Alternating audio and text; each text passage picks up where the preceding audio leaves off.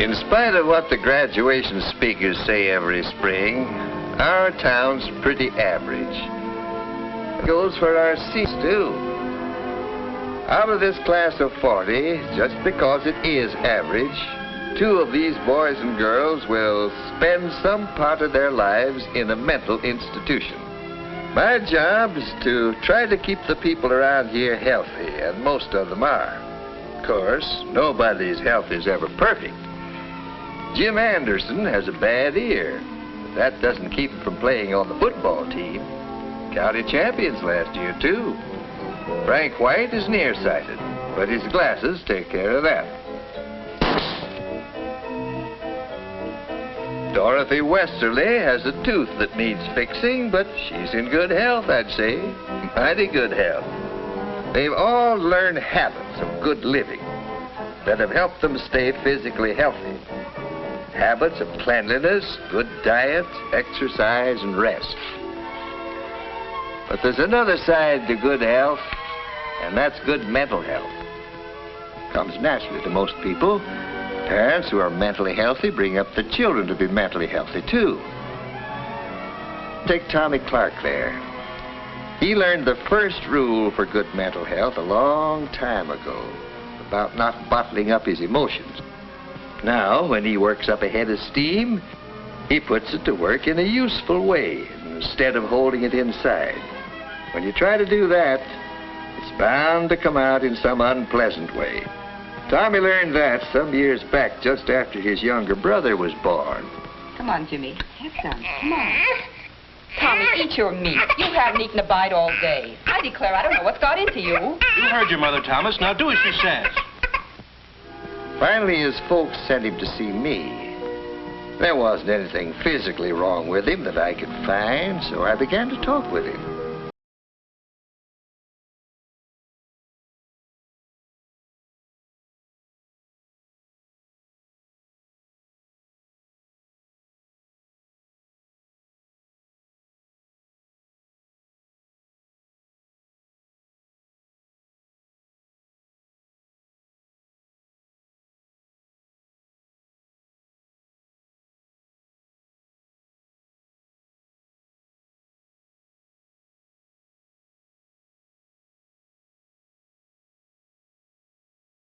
Losing weight, not sleeping.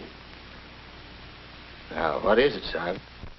Gosh, Dr. Martinson, this may sound kind of funny to you. No, it won't. I don't think my folks want me anymore. They're planning to get rid of me. What makes you think that, son? I heard them say so one night. They thought I was asleep. Ever since Jimmy was born, they... Well, it wasn't easy to prove to Tommy that he was wrong. As in so many cases like this, his parents were partly to blame.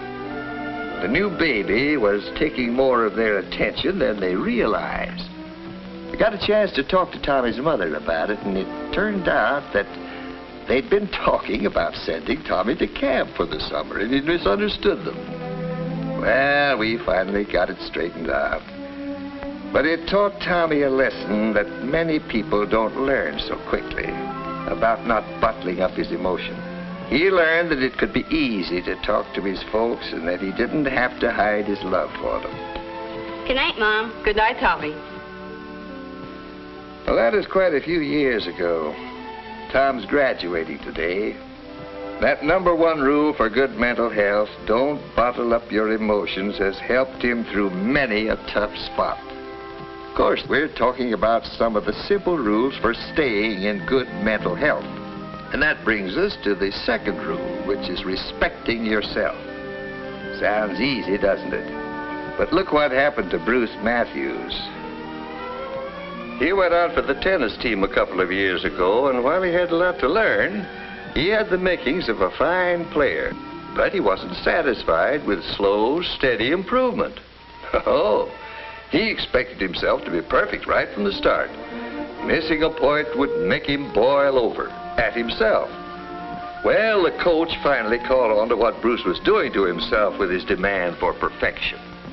Sure, I think it's fine to keep wanting to improve. I understand that, but I think you're going at it the wrong way. How do you mean? Well, did you ever stop to think how good your game really is? Yeah. After missing that last point? That's just what I'm getting at. You're worrying too much about the game and you don't enjoy it. But, gee, Coach, I know I can do better. Sure you can. But the point is you shouldn't let yourself get mad every time you miss a point. Why, even the world's champion can't make every point. You can't be perfect. You've got to learn to get more pleasure out of this game. So take yourself as you are, and instead of expecting yourself to be perfect. It took a while for Bruce to get what the coach was driving at. But little by little, without letting up one bit on trying to improve his game, he learned to enjoy his skill rather than fret over his occasional misses. Yes, he's learning that second important habit for keeping in good health. Good mental health, I mean. The habit of feeling right about himself. Along with that goes a third important habit. Feeling right about other people, too. That means getting along with others, having fun with them, being part of the group. There's no room for bashfulness in good mental health. To look at Otto Markel there, you'd never guessed what he was like a year ago. For some reason or other, he was convinced that people just didn't like him much. He never tried to make friends or to be one of the bunch. It was Miss Reinert who came to Otto's rescue. I think you'd enjoy getting into one of the school clubs. I don't know. I really don't have any time. I hear they're planning to organize a camera club. You could help with that. I'm not very good with my camera. I don't think they'd want me in the club. Of course they would. The more the better when you're organizing a club. Gosh, Miss Reinert. You're certainly doing well in chemistry, and that's important in photography. I don't know. Chemistry's different from photography. I think you'll find they'd welcome a good chemist like you in the camera club. But you'll have to do one thing. What's that? Offer to help. Do all you can to help get the club organized. Get some other students to join. Oh, I couldn't do that. Of course you can. And you'll find that they'll like you as much as you like them. I knew about Otto's problem because his parents had come to see me about the same thing. Of course, they had to share the responsibility for Otto's bashfulness. What do you mean, George? I don't quite get what you're driving at. No? Well, I'll tell you, Art. I've been watching you with that kid a long time. You're demanding too much from him. Nobody can be perfect, so don't ride him so hard. When he does something you don't like, remember he's a person in his own right. His way may be just as good as your way. I do think you've been hard on him at times, Arthur. Oh, but he doesn't toe the line the way he should. He has advantages I never had when I was a boy. He has an opportunity to amount to something. But let him do it his own way. You've got him feeling now he isn't as good as the next fella. That's why he hesitates to make friends. In Otto's case, as in many others I've known, talking with the parents was important in helping to get things straightened out. He's learning the third basic rule for good mental health. Feeling right about other people. That means that in any normal group of people, there is a feeling of give and take. There's an interest in the group as a whole. There's no distrust or dislike of others just because they happen to be different. Well, there's one more rule for good mental health. And I see that Nancy's finally learned it well enough to get her diploma. That's the habit of doing something about a problem as soon as it comes up. Class dismissed. Gosh, what I don't know about the Civil War period. I haven't cracked a page in 2 weeks. I'm going to have to dig into this one, too. Come on over to my house tonight. Let's study it together. Oh, I just dread getting into it. Let's put it off till tomorrow. Well, all right. Tomorrow never came for Nancy. That quiz day found her completely unprepared. But Barbara had faced up to that quiz the day it was announced. Oh, Jay, I've been so worried about this exam, I just can't sleep. Oh, I hope I pass. There's no point in worrying about it now. Nancy not only had double trouble with that quiz, she had triple trouble. Before, during, and after. If she'd got busy just as soon as it was announced, instead of just worrying about it, it would have been a lot easier for her. Yes, The people around here are learning some of the basic rules for staying in good mental health. First rule is, don't bottle up your emotions like love, fear, anger. Express them naturally.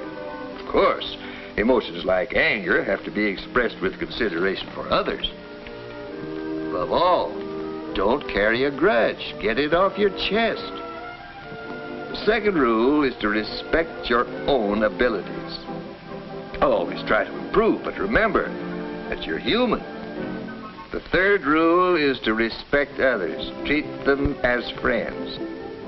And finally, when a problem shows up, face it at once, calmly, reasonably, and honestly. And remember that one of the best rules for good mental health is talking out your troubles and problems with someone whose opinion you respect. Your parents, your family doctor, your school teacher or advisor.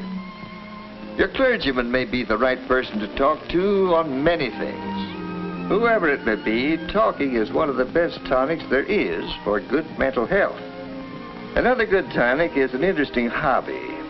Gives you a way to relax, a chance to accomplish something you can be proud of. Well, those are some of the rules for staying in good mental health. Of course, they're just the ABCs of a subject big enough to fill whole libraries.